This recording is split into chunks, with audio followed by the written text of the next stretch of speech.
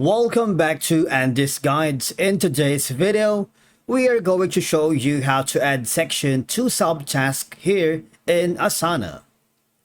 Let's begin. Now, the first thing that you need to do is to log in using your credentials. If this is your first time here in Asana, I need you to click the Get Started option. And from here, just follow the on-screen instructions and you're good to go. Adding sections to subtasks would allow you for more micromanagement within your organization.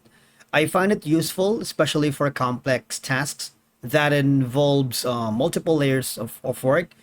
This is ideal if you're working with team members, multiple clients, or freelancers, because it could make it easier to group and manage related subtasks within a single main task. All right, so I want you to go to the project that you're working with. In my case, that's going to be how to add section to subtask in Asana. Now, we have a separate video on how to add sections to here in Asana you might want to check out. So I'm not going to show you on that one.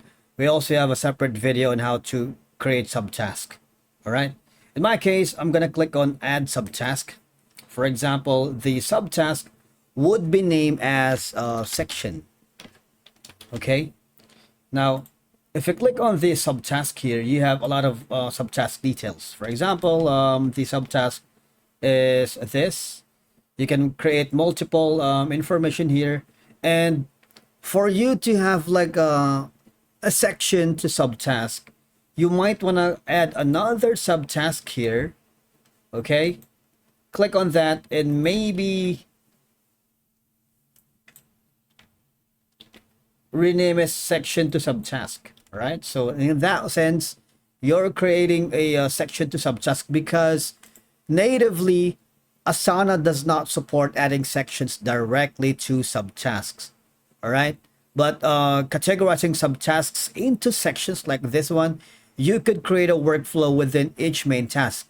I find it particularly useful for tasks that have distinct phases or stages.